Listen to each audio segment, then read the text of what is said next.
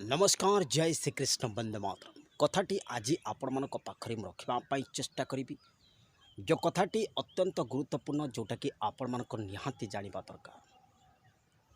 कथाटी हेउछि मने रखंतु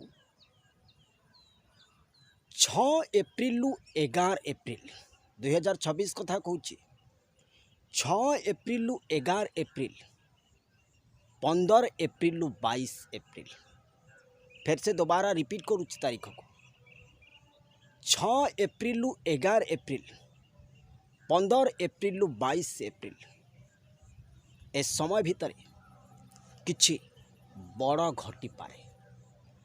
तीनोटी घटना एक बड़ धारणर एक्सीडेंट से रोड एक्सीडेंट हो किंबा अन्य कौन कारणवशत एक्सीडेंट हो बड़ धारणर एक्सीडेंट। नंबर 2 युद्ध क्षेत्र रे कौन सी बड़ धारणर ब्लास्ट जद्वारा जान और मान नुकसान हो पारे। नंबर 3 मन रखंतु अर्थक्वेक जो अर्थक्वेक की सुनामी अलर्ट मध्य जारी करा जाय पारे।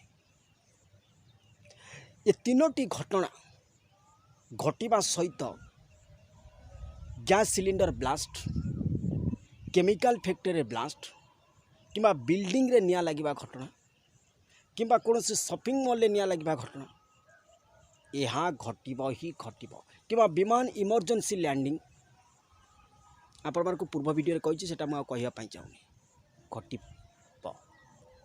किंतु गोटिए कथा मु आपण मानक पाखर रखुछि जने भाई कहउतले साइक्लोन अपडेट मन रखंतु एप्रिल शेष सप्ताह किंबा मे प्रथम सप्ताह रे दक्षिण चाइना सागर गोटे सिस्टम फॉर्मेशन हेब जहाँ फिलिपाइन्स उपकूल रे माड़ हेब।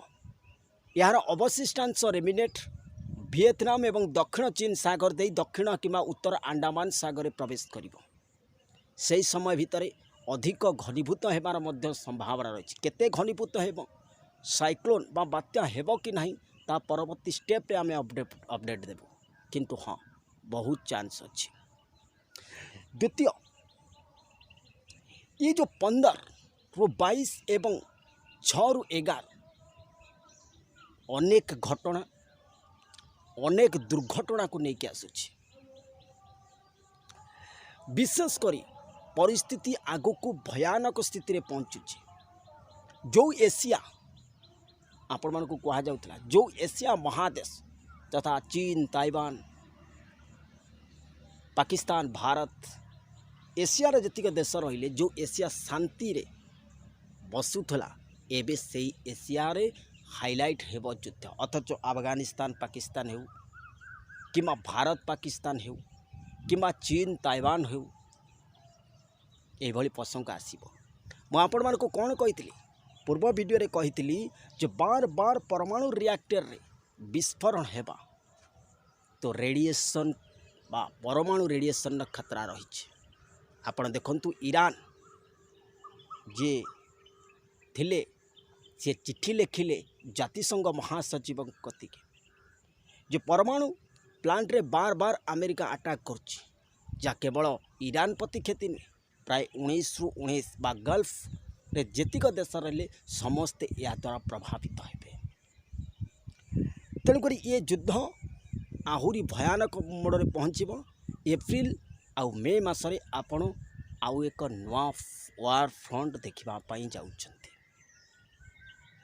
आपण माने देखंतु मौसुमी किभली भावे बदलाव कंटिन्यूअसली रेनफॉल जारी रही। तेणुक ये सिचुएशन हेबा सहित बहुत बड़ आर्थिक संकट विश्व आर्थिक संकट देखापी जाउछि बहुत बड़। मैं कौन कहले नेता बाच्यमी नीति बाहर आपण मैंने देखो ट्रम्प कौन कहते से निजे ही जापर ना केतले कहते 45 दिन भितर युद्ध बंद हम केतले कहते 45 दिन सरनी पुणी अटैक हो किंतु बड़ बम किसी यही समय भितर यूज हो पाए। तारीख दिगला मन रखिए केमिकल फैक्ट्री ब्लास्ट कि बड़ बम यूज कि बड़ धारणा एक्सीडेंट आउ कि अर्थक्वेक जोटा कि सुनामी अलर्ट ତେଣୁକରି ସାବଧାନ ରୁହନ୍ତୁ, ସତର୍କ ରୁହନ୍ତୁ। ଏପ୍ରିଲ ଏବଂ ମେ ମାସ ଅତ୍ୟନ୍ତ କ୍ରିଟିକାଲ ସମୟ ହେବ ବା ଡେଞ୍ଜରସ୍। ତେଣୁକରି ସାବଧାନ ରୁହନ୍ତୁ। ଜୟ ଶ୍ରୀକୃଷ୍ଣ।